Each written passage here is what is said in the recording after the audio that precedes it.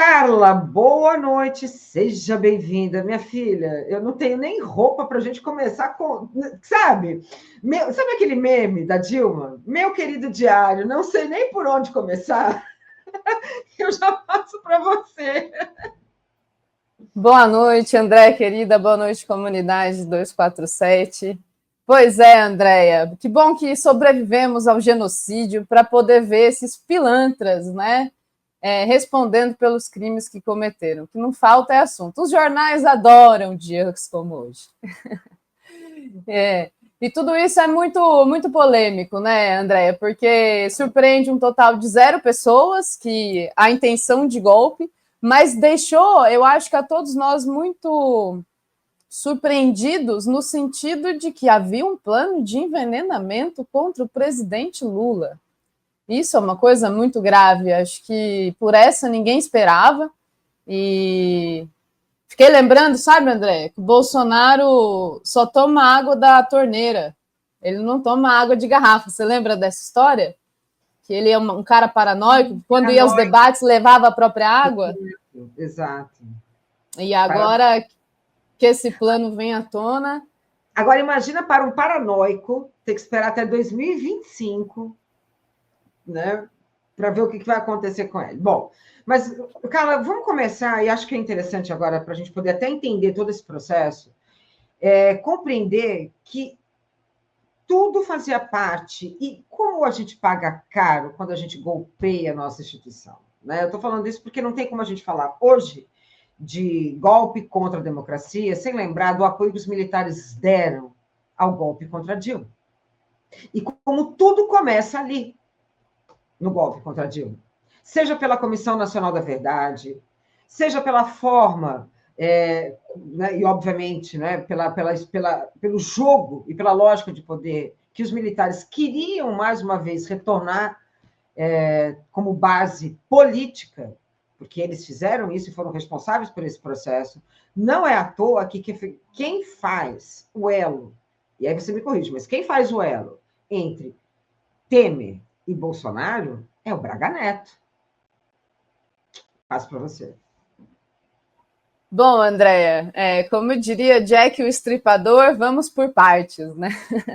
Bom, acho que o golpe de 2016 ele é um bom ponto de partida no sentido de que ali há uma ruptura institucional. Eu acho que tem alguns elementos que ajudam a gente a entender aquele processo. Eu diria que um ponto central ali foi a implantação de medidas neoliberais. Foi isso que uniu a direita. Porque essa tentativa de golpe fracassada, que aconteceu em dezembro de 2022, agora está claro, né, que foi uma tentativa de golpe fracassada, ela é um retrato do que acontece se você tenta dar golpe sem combinar com os Estados Unidos, com a mídia, com a burguesia financeira, com a burguesia industrial, enfim, com todas as frações que dominam a política nacional. Nesse sentido, a implantação de medidas neoliberais foi algo que uniu a ponte para o futuro. Lembra? Esse era o programa de governo do Michel Temer quando ele assumiu em 2016. A Dilma, por mais que ela tenha aberto o Ministério da Fazenda com o Joaquim Levy para essas medidas, ela não aderiu integralmente, o que levou, evidentemente, à sua deposição. O elemento militar, ele não está muito claro em 2016 como ele vai ficar em 2018, mas ele está presente. E aí eu tenho um nome, que é o Sérgio Etchegóin. O Sérgio Etchegóin, ele vem de uma família militar, inclusive hoje eu estava tentando me lembrar, fui pesquisar o nome do avô dele. O avô dele é Alcides Etchegóin, que conspirou contra o Getúlio Vargas em 1954. O pai dele, Léo Etchegóin, esteve ao lado da ditadura militar, evidentemente um general do exército, né, participou da ditadura militar. Então, o Sérgio Etchegóin, eu estou usando ele como exemplo, né, poderia usar outros também que tiveram uma atuação nesse sentido, mas ele foi o chefe do Gabinete de Segurança Institucional do Temer. E ele, de alguma maneira, mantém o comando dessa diretriz militar que vai assumir o protagonismo com cada vez mais evidência. Parece redundante, né? Mas a partir de 2018 eu acho que isso fica muito claro. Por quê? Porque teve o episódio do tweet do Vilas Boas, lembrando que o general Tomás Paiva, atual comandante do Exército, era o chefe do gabinete do Vilas Boas naquele período, né? E esse tweet, ele acaba, de alguma maneira, endossando o apoio dos militares para aquele estado de coisas, que é o golpe de 2016, a implantação de medidas neoliberais e a tentativa, ou seja, que acabou sendo bem sucedida, de impedir o Lula de concorrer em 2018. A candidatura do Bolsonaro, então, é o elemento que traz votos para esse projeto de poder. Alguns autores chamam isso de partido militar, como se fosse uma atuação política dos militares a partir do seu papel institucional, ou seja, da sua capacidade de pressão sobre as demais instituições. Quando o Vilas Boas soltou aquele tweet, vale lembrar que o Hamilton Mourão, ele ameaçava a intervenção caso não houvesse nenhuma atuação contra a corrupção. Olha só que engraçado, né? Logo o Mourão, que depois foi ser vice-presidente de um cara que está envolvido com corrupção até o pescoço. Então, você percebe que esse elemento militar usa o Bolsonaro como um modo de retomar o protagonismo e a hegemonia política nas instituições. Por quê? Porque os cargos do alto escalão passaram a ser ocupados por militares, porque os cargos de confiança também, porque eles tiveram inúmeros benefícios corporativos em relação à sociedade civil, desde ficarem de fora da reforma da Previdência, inúmeros benefícios trabalhistas e assim por diante, né? Então, esse elemento militar ele vai se tornando o elemento central de sustentação do governo Bolsonaro. Tem até algumas pessoas que ficavam falando durante o governo Bolsonaro, como que o Bolsonaro... será que os militares vão deixar o Bolsonaro? Vão deixar o governo? Ora, você não deixa um governo que você está comandando, certo? E isso é importante para a gente perceber como os militares... tiveram no Bolsonaro uma oportunidade de retorno ao poder. E um retorno que foi legal, democrático, porque pelo voto. Então, isso é muito diferente, certo? E aí a gente teve todas as situações, né? O general da ativa no Ministério da Saúde, fazendo toda aquela barbeiragem, né? Enfim, mandando vacina do Amazonas para o Amapá, umas coisas assim, sem sentido, além de todos os crimes que foram cometidos naquele contexto. Quando o Bolsonaro perde a eleição, era evidente que haveria alguma coisa, Andréia. O cara estava tentando dar golpe desde o primeiro momento. E ali, né, havia uma tentativa de um autogolpe. Eu acho que desde o primeiro momento, desde 2019. Ele chega em 2019 já falando... Não é? Em algum momento ele fala em golpe. Então, desde 2019, o ano que ele assumiu a presidência.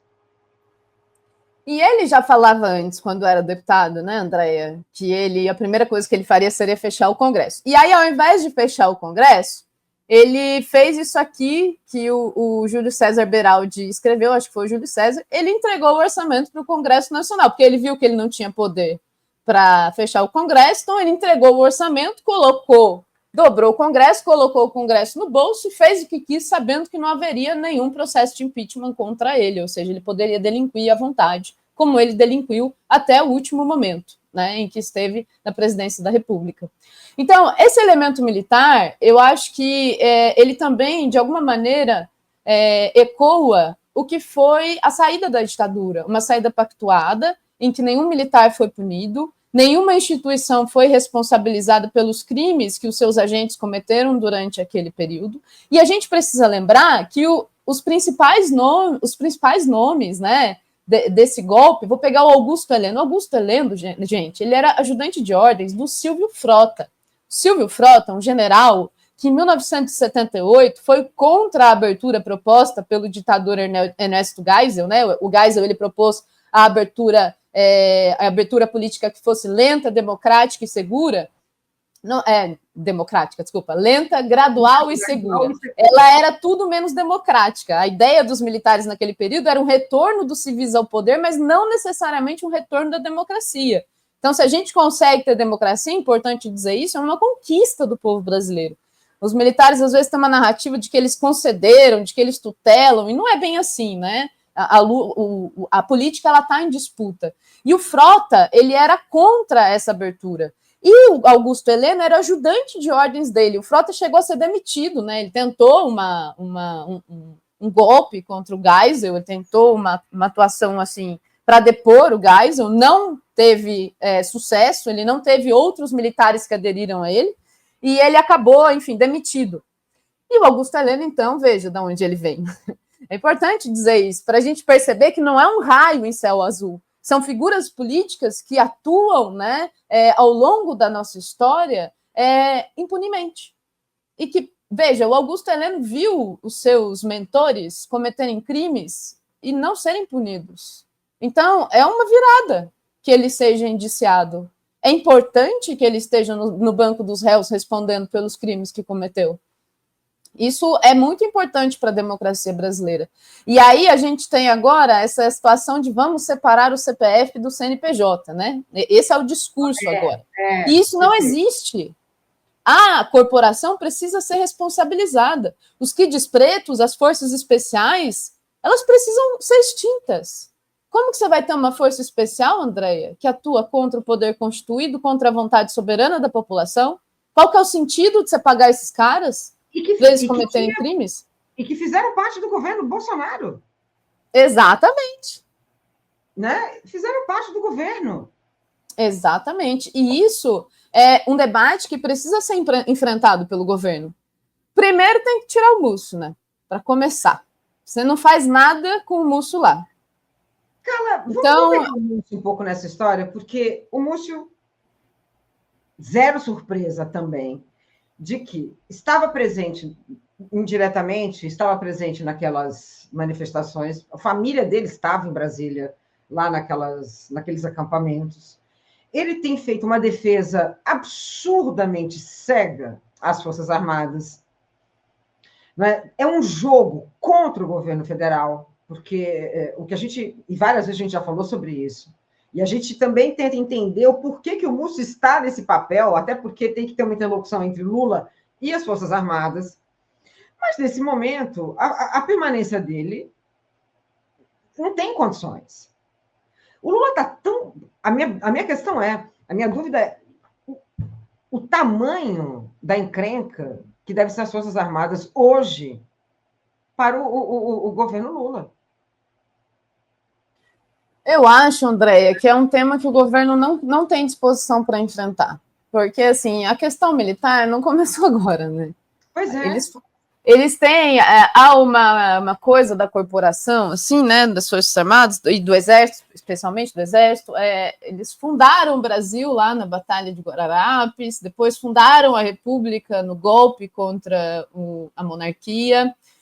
E eles exerceram um papel de tutela em diversos momentos, assim. Se eu fosse ficar aqui falando sobre todas as vezes que os militares interviram, a gente ficaria a noite inteira aqui.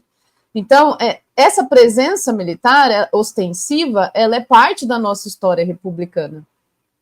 Eu me lembro que teve uma época da minha vida que eu pensava, gente, a república no Brasil tem que acabar, mas não tem o que pôr no lugar, então a gente tem que reformar ela, porque essa república, do jeito que ela foi fundada, ela é uma república que está sujeita à ação militar o tempo todo. Qual que é o problema? Eles têm armas, né? Outro dia eu estava conversando com um policial militar, né, falando sobre isso da presença das milícias. Esse é um tema que eles não gostam de ficar conversando. E aí ele falou, não, mas gente errada tem em todo lugar, tem na escola, tem na polícia, tem no convento. Eu falei, o problema é que no convento ninguém tem arma, né? Na polícia que tem arma. Então, os militares, eles têm essa vantagem de ter arma, o que dá um conhecimento tático. Veja bem, eles estavam com um plano de envenenar o presidente da República, espionando um ministro do Supremo Tribunal Federal, se preparando para prendê-lo, fazendo cerco com táticas de acobertamento das suas ações, que envolvia uso de celular no nome de terceiros, não utilizar serviço de aplicativo de transporte urbano, pegar táxi, pagar em dinheiro, usar códigos, codinomes. Então, assim, não é uma coisa que, enfim, qualquer pessoa faz.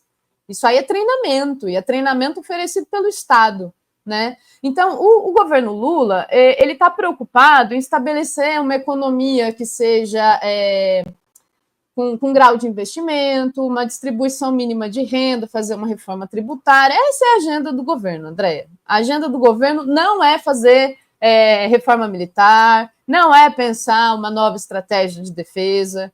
E isso eu acho que fragiliza muito o próprio governo e fragiliza a sociedade e a democracia. Por quê? Porque eu acho que nunca antes na história da República Brasileira nós tivemos um cenário tão favorável para fazer uma reforma nas instituições militares do país. Carla, e o caminho, né? Porque tem que ter uma reforma das Forças Armadas, e aí a gente vai entrar no GSI, que eu quero falar um pouco. Aliás, a gente tem que trazer muito essa questão do GSI, mas como é que você. Porque eu não vejo uma outra saída do que, primeiro, a influência que a reserva tem sobre quem está na ativa é muito forte ainda. O clube militar tem uma interferência muito forte. Se a gente olhar as revistas do Clube Militar entre 2011 e 2012, o olavismo está ali presente, gritando. O olavismo. Então, esses caras são retrógrados por natureza, são Golbery gritando ali, não é, aos quatro ventos, a própria Agenda 2035, e eles têm uma interferência muito forte na ativa. Tanto que a própria formação militar continua mesmo. Esses caras continuam achando que eles salvaram o país do comunismo em 64 e que trouxeram a democracia. Você vê alguma mudança que não saia, que não passe pela formação? E por esse tempo menor, né, com a reserva, apesar de difícil? Há vários aspectos que podem ser considerados, né, Andréia? Desde, por exemplo, você renovar todo o alto comando, até você ter uma nova diretriz de defesa nacional que imporia aos militares uma nova forma de se comportar. Mas tudo isso demanda vontade política. É difícil acreditar que o governo vai investir nisso. Eu acho que o Lula tanto... Lembra, Andréia, que a única área que não teve trabalho de transição foi a defesa. Lembra disso? Todas as pastas tiveram o trabalho da transição entre um governo e outro. A defesa não teve. Aí o Lula foi lá e nomeou o Múcio. Quando ele nomeou o Múcio tomou posse defendendo os acampamentos na frente dos quartéis, dizendo que tinha amigos, parentes dele, Múcio, que frequentava esses espaços. Então, assim, estava claro que o Lula não queria antagonizar, o Lula queria abaixar a fervura, né? Quando a gente não sabe ainda exatamente o que aconteceu no dia 8 de janeiro, isso não está claro, sabe? Talvez quando o Flávio Dino for bem velhinho, quando os generais já tiverem morrido, sabe? Talvez a gente saiba de alguma coisa. Ou Capelli, né? Talvez daqui uma década ou duas a gente descubra alguma coisa. Mas não está claro ainda qual foi de fato a atuação dos comandantes naquele momento. A gente sabe que eles queriam impedir a prisão das pessoas que estavam em frente aos quartéis, mas a gente não sabe exatamente como eles agiram no sentido de tentar impedir a ação judicial. Há relatos do Capelli que ele foi ameaçado pelo general Arruda, comandante do Exército, dizendo, olha, a minha tropa é maior do que a sua. O que isso quer dizer? Que haveria um confronto entre a polícia do Distrito Federal, cumprindo uma ordem do Supremo Tribunal Federal, e os soldados comandados pelo comandante do Exército, o general Arruda, que estavam ali claramente desobedecendo uma decisão do Supremo Tribunal Federal, portanto, desobedecendo a Constituição, portanto, traindo a pátria brasileira. Isso é inaceitável, Andréia. E aí, o Lula trocou o comandante, né? Ele nomeou o general Tomás Paiva. Fico indignada com isso. Aí o Tomás Paiva, antes de tomar posse, em janeiro de 2023, fez uma fala lá no Comando Militar do Sudeste, em que ele diz assim, não, eu concordo... Primeiro elogiou o general Arruda até não caber mais elogios. Em seguida, disse que o general Arruda estava completamente correto na sua atuação, pois o pessoal ao qual ele se refere, né, os vândalos que invadiram e destruíram os 3 prédios dos 3 poderes da República, o pessoal estava muito agitado, haveria sangue. Ou seja, dando tempo para que eles fugissem, para que eles dessem fuga do flagrante do crime cometido. E depois ele diz claramente, Andréia, que o resultado eleitoral não foi o resultado esperado, mas que um golpe de Estado poderia causar prejuízos gravíssimos. Isso quem disse? General Tomás Paiva. Eu estou aqui reproduzindo. Ele diz assim, haveria um bloqueio internacional, porque ninguém reconheceria esse governo. Haveria uma guerra civil, porque quem votou no candidato eleito não ia aceitar uma deposição. Imagina se fosse um envenenamento. O que seria esse país, Andréia? Esse país entraria em convulsão. Haveria uma guerra civil. Não haveria uma guerra civil porque a sociedade civil está desarmada no Brasil. É o crime organizado que anda armado. Então, não haveria uma guerra civil, haveria um massacre. É isso que haveria. Então, assim, está claro que esses militares que não aderiram ao golpe, não é que eles tinham amor à pátria, é que eles calcularam que o prejuízo seria muito maior, que eles ganhariam muito mais aderindo ao governo eleito. Poderiam manter seus privilégios, poderiam manter os seus postos de comando, poderiam preservar a hierarquia, a coesão militar. Tampouco, e isso a prova disso é que eles não tomaram nenhuma medida para mandar prender o que poderia ser feito aqueles que estavam conspirando contra o presidente eleito, o ministro do Supremo Tribunal Federal. Não mandaram prender, não denunciaram, não fizeram nada. Então, assim, André, eu acho que o comprometimento é da corporação. Esse negócio de separar CPF de CNPJ é uma conversa mole. A gente não pode cair nisso. Mas, assim, eu vejo que o governo Lula não está disposto a enfrentar essa questão. Isso é uma coisa que provoca muita indignação, porque é uma perda de tempo e eu acho que de avanço... O timing, né? O timing. Até porque, né, André, o que vai acontecer? Em 10 anos, em 15 anos, talvez a gente tenha outra situação semelhante. Pode ser que em 10 anos, em 15 anos, haja uma situação semelhante que dê certo. Um golpe que seja bem sucedido, né? Então, é muita responsabilidade. Hein, Carla? O Elcio Pavretti falou assim, Lula Paz Amor chega. Agora ele quer Black Friday as Forças Armadas. Eu achei tão bom. Desculpa, o Black Friday foi ótimo. Né? Tá na hora, né? Vamos lá, gente. Fazer aqui a promoção, né? Troca total. Carla, eu vou trazer aqui umas questões do nosso público. Vamos lá, deixa eu pegar aqui, vamos lá. Primeiro tem uma aqui do Beraldi.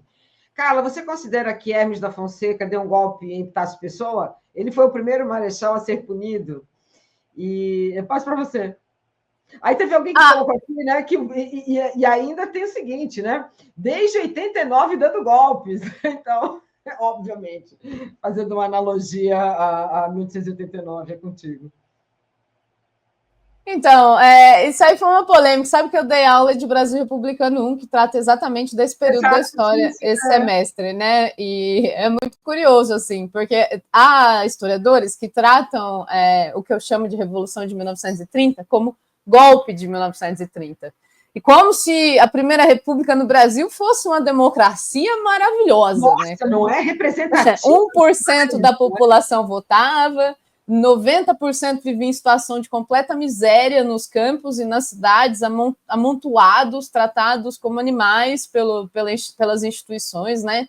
Não havia mínimo de direitos, assim. A gente tinha uma série de trabalhadores em situação análoga à escravidão. Isso era o Brasil da Primeira República, né? Não havia garantias de educação, de saúde e tal. O Hermes da Fonseca, ele era muito popular entre os militares, né? Então ele usou essa influência para enfrentar o Epitácio Pessoa. Não dá para dizer também que o Epitácio Pessoa foi o melhor presidente que esse país já teve, sabe? Então eu prefiro me abster desse debate por não ter um conhecimento mais detido desse assunto, viu, Beraldo? Você me desculpa. Então fiz aqui um pequeno resumo e deixo para vocês definirem. Mas ele incitou, né, o que depois se tornou o movimento tenentista. Ele incitou revoltas militares, o Hermes da Fonseca, e o que levou ao episódio dos 18 de Forte de Copacabana. Que é Até episódio porque também era outra Forças Armadas naquele momento. Né? Você tinha era uma composição ali, até o movimento tenentista pedia ali uma modernização, mas, por outro lado, você tinha uma possibilidade, e a partir, né, pegando na Primeira República mesmo, vamos lá, na Primeira República Civil, né, depois dos militares. Isso. Você tem essa formação, essa concepção de uma... Gente, né, a gente não pode esquecer, Prestes fez parte, né? Prestes estava lá. Né? Então, tinha o militar de esquerda, mais progressista. Mas você sabe, André, que o Prestes ele deu uma entrevista no Roda Viva, em 86, que ele conta que quando ele era do Exército, ele não tinha ele não sabia nada de sociologia. Ele até dá risada, assim, uma risada um tanto pueril, sabe? De pensar, a gente não tinha aula de sociologia na escola militar, sabe? Então, surpresa, né? Então, assim, ele não era marxista nessa época, da maneira, ele não vai... O líder comunista surge depois que ele deixa o exército, né? Mas ele tinha ali uma ação importante de liderar uma revolta de subalternos, né? E ele faz a marcha, acho que 25 mil quilômetros, que ele anda a pé pelo Brasil, é um feito, assim, quando eu mostro o mapa para os alunos, todo mundo fica desacreditado que aquilo aconteceu, mas aconteceu. Por isso que ele se tornou uma lenda, né? Talvez, acho que vai fazer 100 anos essa marcha agora, ou fez, eu acho que é em 25 que ele fez, 1925. Vamos confirmar aqui, é a coluna Prestes, né? Peraí, deixa eu pegar. A coluna Prestes. E aí depois ele deixa o exército, e aí ele diz que... Ano que vem, 100 anos. Ano que vem, isso, vai ser o centenário da coluna Prestes. E aí ele faz essa coluna, né? Ele é perseguido pelos militares, e ele diz que essa experiência da coluna foi muito impactante para ele, porque ali ele entrou em contato com a miséria do interior do Brasil. E aí depois ele fica no exílio, eu acho que na Argentina, um tempo, é quando ele tem contato com os livros do Lenin. Aí ele fala até que o Estado da Revolução, que é um livro do Lenin muito famoso, né, que ele trata ali do contexto da Rússia no período revolucionário, foi um livro que causou muito sofrimento mental nele. Engraçado. E aí, depois disso, ele se tornou marxista-leninista, né? Mas ele vem do Exército. E depois, no Exército, vai ter, né, outros militares de esquerda. Aquele autor de História da Imprensa no Brasil, a História dos Militares no Brasil, acho que é o Nelson Werneck Sodré, que também era militar e também era de esquerda, enfim, vão ter outros. A partir da ditadura, né, André, que tem um expurgo. O professor Paulo Cunha, da Unesp, ele tem uma série de estudos que ele trata disso, como que os militares eles foram muito violentos com os seus integrantes de esquerda. Desde mortos, presos, passados para a reserva, né, até impedidos de receberem promoções e assim por diante, o que foi, de alguma maneira, homogeneizando ideologicamente as Forças Armadas, né? Mas aquele período de 45 a 64 é um período de grandes disputas, em que a gente tinha nomes importantes de militares de esquerda no Brasil. Olha, cara, essa história... Não, a história dos militares no Brasil, ela é uma história de golpismo, né? Porque eles perdem o poder ali em 1890, a partir, né, de 1891 e não abrem mão mais dessa lógica de poder e acreditam. O pior é acreditar que eles é que têm ali a condução da República no momento em que eles consideram de fragilidade, porque também passam por aí. Essa lógica golpista contra Dilma e a imposição de um governo Temer e a transição para um governo Bolsonaro significa que eles também, e aí eu passo para você, eu não vejo, não tenho a menor dúvida, inclusive estava falando agora há pouco com o Sonic, e mais cedo conversei isso também no Brasil Agora, que eles basicamente dariam um golpe e depois dariam um golpe em Bolsonaro também. Era a retomada de poder dos militares. A Tereza não é, Carlos?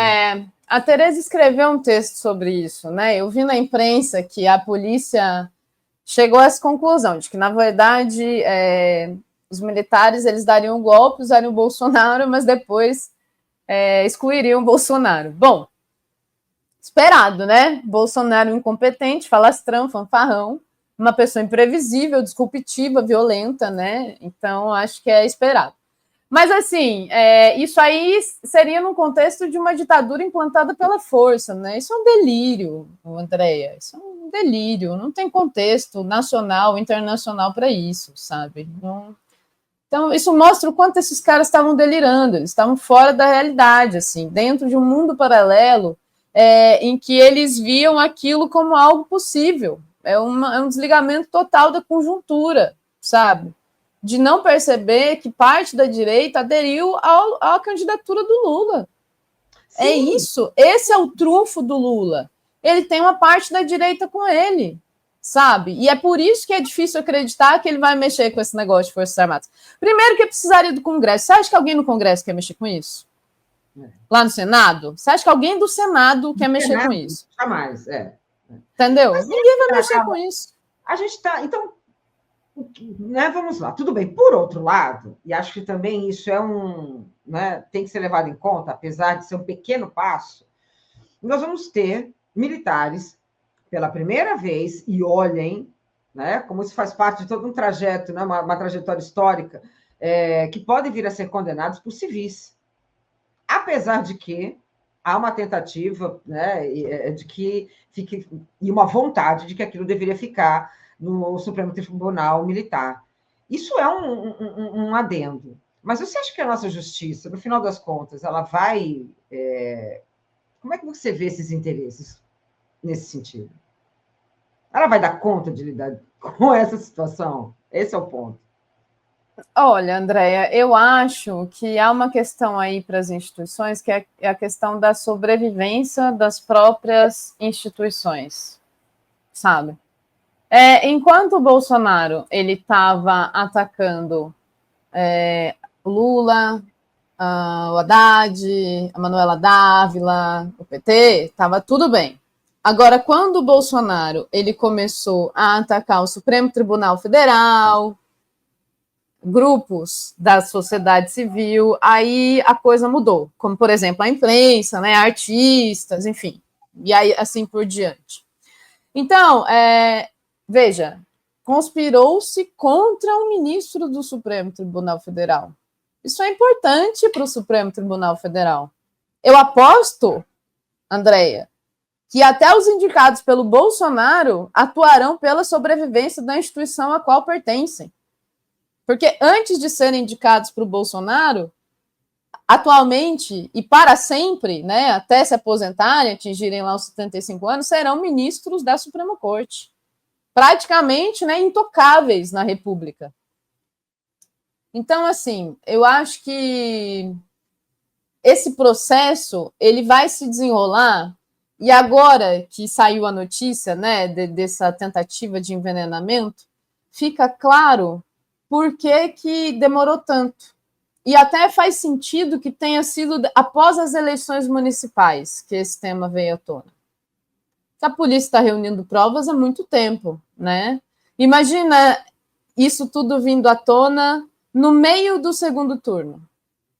O que isso não significaria para as eleições, entende? Para as pessoas, para os candidatos que fizeram o seu nome, né, colados ao nome do Bolsonaro.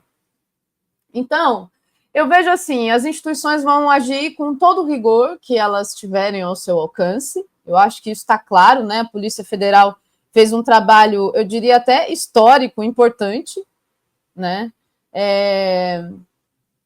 A questão do julgamento pelo STM é um julgamento administrativo. Ali eles vão, por exemplo, perder a patente ou alguma coisa do tipo, sabe?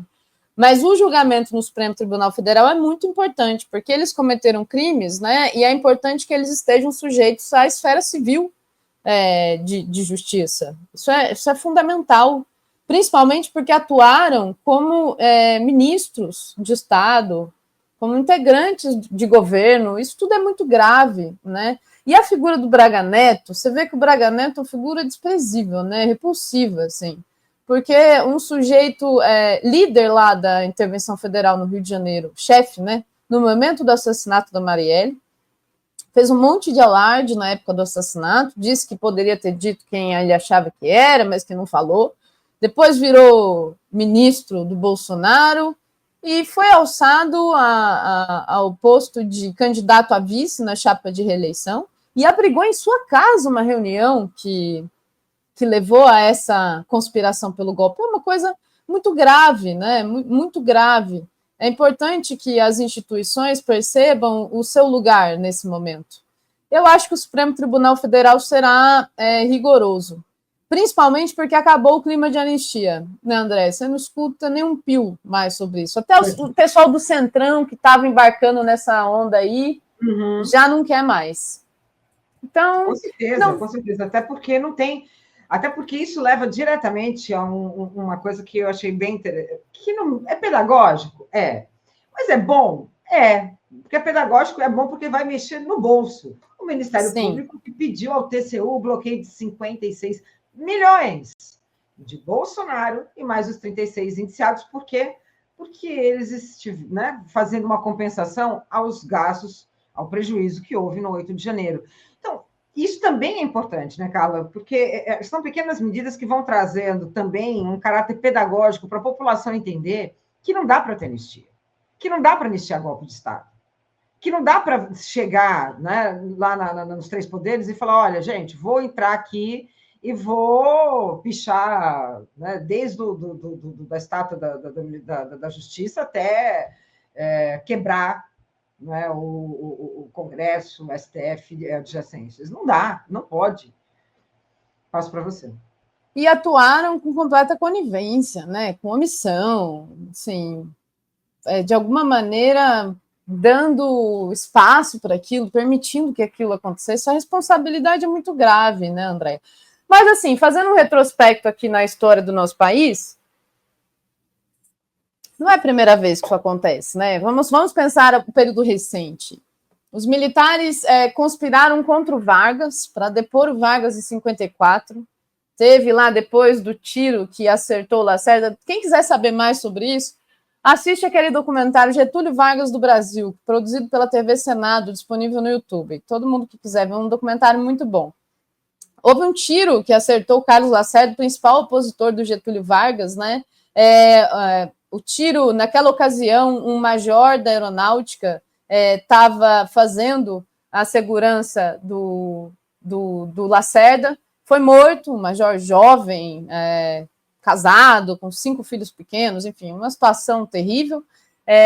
A aeronáutica instalou um inquérito paralelo, que ficou conhecido como República do Galeão. Olha só, não é à toa a República de Curitiba, né? Faz um paralelo aquilo lá, que chegou à conclusão de que foi o Vargas, a guarda pessoal do Getúlio Vargas, que mandou matar o Lacerda e acabou matando o major da aeronáutica. E isso levou ao suicídio do Vargas, porque ele seria deposto, né? E aí ele cometeu o suicídio.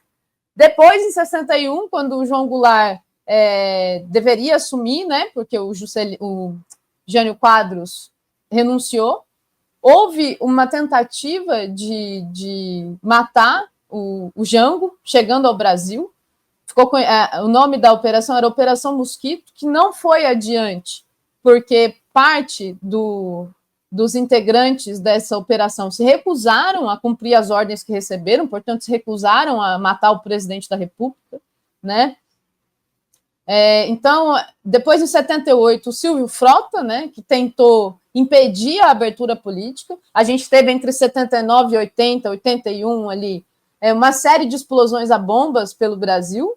Veja que o método é muito semelhante, hein? Explosão a bomba lá na frente do aeroporto de Brasília, aquele coringa lá, esse rapaz, não, o senhor, que foi explodir a bomba na frente do Supremo Tribunal Federal na semana passada. Então, você percebe que o método é o mesmo. Por quê? Porque as figuras políticas, elas vêm da mesma raiz ideológica, né? Inclusive doutrinária, cultural e assim por diante. Então, essa atuação violenta, ela é parte desse grupo de extrema-direita que compõe, né, as Forças Armadas e atuam contra a democracia, contra a vontade da população, a vontade soberana da população. Houve recentemente, algumas pesquisas apontaram um levantamento do Ibope em 64, André, que mostrava que o Jango tinha 60% de aprovação no país. Então, veja, eles depuseram um presidente que era tremendamente popular e conseguiram, porque houve um acordo, né, entre as diversas frações da burguesia. A questão é que, quando chegou na década de 80, os militares ficaram com o ônus sozinhos, né? Então, assim, o governo precisa enfrentar essa questão. É difícil, né, acreditar que isso tudo acontece e não há resposta do poder político. Acho que as instituições, o judiciário, a polícia, estão respondendo, mas e o poder político? E o governo constituído? E o comandante em chefe das Forças Armadas, que é o presidente Lula, que recebeu 60 milhões de votos? Quando que ele vai assumir o comando das Forças Armadas? Isso aí está faltando, né? Eu acho que esse é o ponto. Saber quando o Lula vai assumir o comando. Quando é que vão permitir que isso ocorra, né? Porque. E aí, até porque, Carla, tem muita coisa, né? O Lula correu muito perigo esse ano. A gente não pode. Eu não esqueço, falei isso mais cedo e quero trazer isso novamente. A aeronáutica sabia que o avião não estava bom. né, aquele avião. Sabiam que tinha um problema.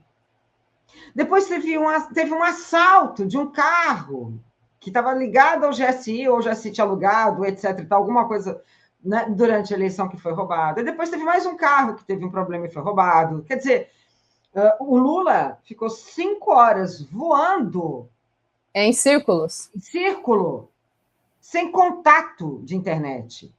Não tinha internet, não tinha comunicação. Então, são várias questões, sabe, Carla? São várias questões. Essa tentativa de golpe que propunha um assassinato. Então, nós iríamos virar o quê? Um Chile? Né? Então, então, eu quero levar agora, eu quero que você fale um pouco sobre o GSI. Bom, a Dilma acabou com o GSI, lembra, André? Um dos pontos, né, de descontentamento dos militares com ela é exatamente essa questão do GSI. Bom, o GSI claramente se tornou uma instituição golpista dentro do governo, né? Uma parte golpista dentro do governo. Ela não serve para nada, está claro. Foi capturada por intenções golpistas. Está lá com o general Luna, que foi uma das pessoas que participou da deposição da presidente Dilma Rousseff, né? Muito ruim isso tudo, acho preocupante o modo como Lula não consegue impor o mínimo de diretrizes, né? O GSI ele precisa ser extinto. Para que serve o Centro de Inteligência do Exército? E a ABIN, que não consegue saber que tem um cara indo para a porta do Supremo jogar uma bomba, gente.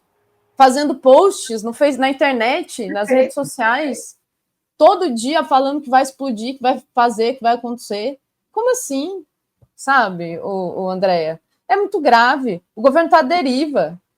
Eu fiquei pensando, quando eu vi essa notícia, pensei, gente, o Lula tem muita sorte mesmo. Ele tem muita sorte, porque muito.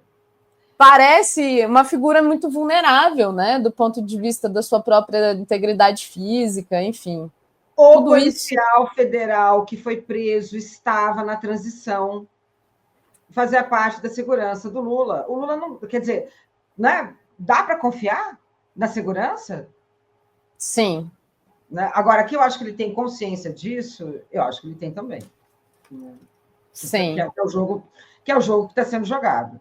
E aí, eu preciso dizer que, né, estou aqui criticando o governo, porque eu posso, né, porque eu não estou no governo, posso criticar o governo, não tenho obrigação de defender o governo, porque não faço parte dele, apesar de ter apoiado a eleição do Lula, né, provavelmente apoiarei de novo em 2026, com certeza, o Lula está emparedado, né, governo emparedado, Andréia. E desde o projeto de Brasil 2035, dos militares, ficou claro que os militares aderiram ao neoliberalismo. Então, a gente tem, olha, a fração da burguesia e o poder militar que, de alguma maneira, forçam isso. Não é à toa toda essa pressão pelo ajuste fiscal. Toda essa demanda, né, por corte de gastos e assim por diante. Então, tudo isso, eu acho que mostra a dificuldade política que o governo se encontra para poder fazer mudança. É por isso que eu acho que a questão militar não vai ser mexida, que isso não vai entrar na pauta do governo. O governo tem outras preocupações, né? E está emparedado. Está emparedado porque não tem uma massa popular mobilizada em sua defesa, na defesa das pautas que o governo quer encampar, porque são pautas impopulares. Quem que vai para a rua defender corte de gastos na educação? Ninguém vai, entendeu? Então, tudo isso vai gerando um desgaste, Andréia, vai gerando uma fragilidade no governo, que impede de que ações mais efetivas, mais eficientes, sejam tomadas para sanar esses problemas que são postos. O que está claro? O Lula está deixando para a Polícia Federal e o Judiciário resolverem. É isso. É lá que vai resolver isso. Então, é isso. Vai punir esses militares, vai deixar a corporação como está, vai manter a disciplina, a hierarquia, a coesão e toca o barco, vida que segue. Perfeito. Carla, a gente está indo para o finalzinho, mas o Robson Bob Sobreira está aqui, ele mandou, Carla, isso que você não sabe é a maçonaria dos generais. Não, esse papel histórico da maçonaria, né? Infelizmente, tem. Inclusive, no golpe contra Dilma. Porque vocês lembram que eles participaram ativamente do golpe, inclusive indo para Brasília. Pierre Silva, que voltou aqui como novo membro do canal, muitíssimo obrigada. Na verdade, ele renovou. O André Fontes, Carla, consta que a marcha da Coluna Prestes foi a maior já registrada pela história do mundo.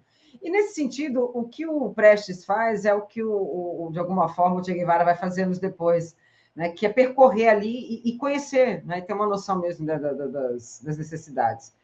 Robson Bob Sobreira está falando dessa questão, né, da maçonaria que eu já te falei, agradecendo aqui o Douglas Socar, que deixou um superchat para a gente. Júlio César Beraldi, Carla, teve também o golpe preventivo do 11 de novembro de 55, liderado pelo militar Henrique Teixeira Lott, conhecido como um contragolpe. A ação do Lott garantiu a posse de JK. E aí ele perguntou o que você acha. Você acha que uma participação popular mais direta do próprio Lula pode melhorar a correlação ou é um perigo? Eu acho que isso é essencial, né, para desequilibrar a correlação de forças em favor das pautas populares, né? Porque está claro que o governo defende pautas que são importantes para a população, como a defesa de um sistema de saúde eficiente, de uma educação que seja de qualidade, né, de uma estrutura social que dê dignidade para as pessoas. O governo Lula, o Lula como figura política defende isso foi parte da sua história, né? O Lula nunca traiu as suas origens nesse sentido. Não é à toa, Andréia, preciso dizer isso também, né? Para dizerem que eu não fico só chicoteando o governo, vou defender aqui um pouquinho. Eu acho que foi o Rui Costa, o Rui Costa, né, que é o ministro da Casa Civil, que disse que não haverá cortes na saúde e na educação. Isso é importante, né? Ou seja, vai tirar de outras partes. Há um contingenciamento que já foi feito e que não vai haver nada além disso. Eu vi essa declaração dele no jornal aí essa semana que passou. Então,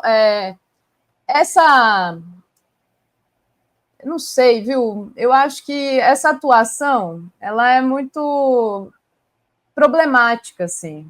Eu tenho um pouco de dúvida, Andréia. Um pouco de dúvida, assim. Enfim. E sobre o golpe preventivo, o Júlio César Beraldi, eu estava me referindo a conspirações para matar, né, pessoas, assim, para impedir avanços democráticos. No caso, bem lembrado desse golpe do Teixeira Lott, ele foi um golpe que acaba levando a uma ascensão, né, do JK ao poder, porque havia uma tentativa de impedir. Agora, sim, em termos de mobilização popular, é difícil pensar que o governo Lula vai fazer alguma coisa no sentido de mobilizar as pessoas, né, Andréia? Porque aí vem o Pimenta e fala, mas isso não cabe ao governo, e o PT também não está muito preocupado com isso. Caberia aos partidos políticos, aos movimentos sociais, fazer isso, né? E não ao governo especificamente. Mas é claro que o Lula ele precisa ser um agitador. O López Obrador no México, ele era um agitador, né? 5 horas da manhã ele dava lá a entrevista dele, já pautava os jornais do dia inteiro. O Lula, ele faz isso às vezes, mas ele deveria fazer mais, né? Isso eu acho que mudaria. Só que, assim, o Lula é a figura mais à esquerda do governo também, né, Andréia?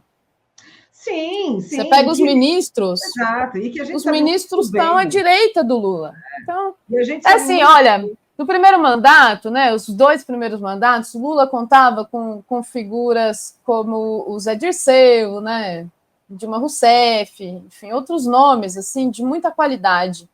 Então, hoje, não é que esses nomes que estão aí não tenham qualidade, né, mas é que eles estão à direita do Lula, esse é o ponto. O Zé Dirceu, a Dilma estão à esquerda. É isso que falta no governo, Andréia. Pessoas à esquerda do presidente da República, em cargos importantes, em cargos significativos. Acho que isso seria bom. Mas o Lula não tem condições políticas de fazer isso, eu reconheço, né? Uma coisa é o que eu desejo, que seria isso, pessoas mais à esquerda. Outra coisa é a realidade política que se impõe, que é um governo de coalizão, um governo de conciliação, um governo que vai procurar não antagonizar. Acho que esse é o ponto. Perfeito. Olha aqui, o Batuque colocou aqui que me parece que o marco determinante próximo disso tudo será quando sair o pacote do Haddad, né? Na verdade foi até bom, né, esse escândalo ter saído, que deu um respiro para o Haddad lá, coitado. Tava pegado. E para a gente terminar, eu não vou passar o vídeo todo, mas só para a gente entender o desespero do clã Bolsonaro, tá? Eu vou passar um trechinho só, porque eles estão desesperados, né? A coisa pegou. E eles não estão sabendo lidar com isso. A batata está assando, né, André? Não, literalmente. Deixa eu pegar aqui, deixa eu só colocar aqui. Porque a batata está assando e não tem como eles chegarem e falar assim, olha, né, não foi golpe, ou então a pessoa infartou. Eu só vou pegar aqui o vídeo. Enquanto isso, eu passo para você, Carla, só para a gente já começar a fechar. E agora, né? E para frente? O que a gente tem que fazer? O que a gente pode esperar? Porque, por exemplo, o Coletivo Alvorada é um coletivo de BH. Eu conversei hoje com eles, né, de manhã, à tarde, no Brasil Agora. Já vai fazer uma mobilização agora no dia 8/12, um mês antes do 8 de janeiro. Né? E aí acho que a gente também tem que começar a fazer esse tipo de coro para que isso ocorra. Porque tem que pressionar também, né? Passo para você enquanto eu baixo aqui rapidamente o vídeo. Bom, eu acho que agora, né, a direita está dividida para nossa sorte. Essa é a nossa sorte, né? Se o Lula ficar vivo, ficaremos no poder até 2030. O problema é lá, quando chegar lá. Aí alguém vai dizer, tá longe, mas o tempo passa assim, ó. Parece que foi ontem, era 2013, o Brasil era um país normal. Entendeu? Então, normal, estou fazendo uma piada, né? Mas o Brasil era um país com uma normalidade institucional mais segura, né? Então, sim, assim... Né? Acho que o Bolsonaro ele vai tentar forçar, André, vai forçar uma candidatura, vai colocar um dos filhos dele. Eu vi o Léo publicou um artigo, né, falando sobre isso. Também imaginava isso, que o Bolsonaro não ia aceitar alguém de fora. Ele tem isso da família, dos meus, tal. Sim. E aí tem a questão do nome Bolsonaro, né? O Tarcísio não é Bolsonaro, é Tarcísio de Freitas, né? O Ronaldo, então, ele é caiado, né, Bolsonaro? Não, por favor, não é? Exatamente. E ele não confia. E ele tem por que não confiar, né? Ele não confia na Michelle, ele confia nos filhos. Só um trechinho, tá? Vai lá, André. É de um absurdo, mas, enfim, vale a pena. Vamos lá. Maluco. E está muito mal explicar essa história, porque quem assiste o vídeo vê que ele solta lá os rojões. Óbvio, um protesto que a gente tem que repudiar. Não é assim que se resolve as coisas. Mas em algum momento o cara cai duro e a bomba explode em cima dele, o morteiro explode em cima dele, algum outro artefato com pólvora que ele estava no corpo explode em cima dele. Ou das duas uma, ou ele teve um infarto fulminante e desabou ali e o troço explodiu em cima dele, ou ele levou um tiro. Eu espero que o inquérito a investigação seja de fato isenta. Eu não estou querendo responsabilizar ninguém caso tenha havido um tiro, não. Porque pode configurar uma situação até de legítima defesa ali. Mas não é aquela narrativa inicial que estava sendo ventilada, né? De que alguém foi lá para explodir o Supremo, para explodir o Alexandre de Moraes. Então, olha o avançar das coisas, Girão. 8 de janeiro, acontece agora esse fato aí desse maluco, e eles continuam insistindo com o remédio errado. É inacreditável a ignorância, é inacreditável o orgulho que essa pessoa tem de não vestir por um momento a veste da humildade. A gente não precisa de mais, Flávio, né, Bolsonaro numa sexta-feira, mas já está suficientemente explicado que eles estão desesperados. Seu áudio está fechado. É porque, Andréia, eles sabem, né, os crimes que cometeram e ao que terão de responder. Veja, agora que ficou claro, né, que o Bolsonaro sabia que havia um plano para matar o Lula, tá claro porque que ele foi embora do Brasil, Andréia. Ele fugiu. Ele não passou a faixa, entendeu? Ele fugiu. Então, assim, olha, vou dizer para você. É isso, e agora ele não vai sair, a não ser que ele saia clandestinamente, porque o passaporte dele nunca mais. Então, é isso, né, Andréia? Vamos fazer a pipoca, né? Curtir um 22 horas e aguardar os próximos capítulos dessa história. Exatamente. E olha só, já peço para todas as pessoas correrem para lá, porque vai começar 22 horas agora. Carla, muitíssimo obrigada pela sua presença. Depois dá uma olhada aqui no chat. A gente tem que depois fazer essa discussão, né, pensando no governo Trump, mas eu acho que isso também... O André Conceição falou que ele vai assistir o Trump, né? Ele vai comprar muita pipoca e vai ficar assistindo aí a governança do Trump. Passo para você se despedir, já fica o convite para voltar e até a próxima. Eu agradeço, Andréia. Lembrando, né, que a gente teve 2 boas notícias, não só esse indiciamento do Bolsonaro e dos militares conspiradores e assassinos, traidores da pátria, como o pedido de prisão do Netanyahu, o genocida, que está lá destruindo a Palestina. Então, é importante que o humanismo, né, a democracia, de alguma maneira, ela ganha com essas 2 decisões aí. Obrigada, Andréia, um beijo em você, um abraço em toda a comunidade, eu espero que a gente se encontre logo, talvez para falar de coisas melhores, né? Talvez a prisão do Bolsonaro, um recuo neoliberal no Brasil, quem sabe. Um abraço, Andréia. Todo mundo lá no 22 horas, hein, pessoal? Exatamente. Beraldi falou para você não desaparecer. Não desaparecerá.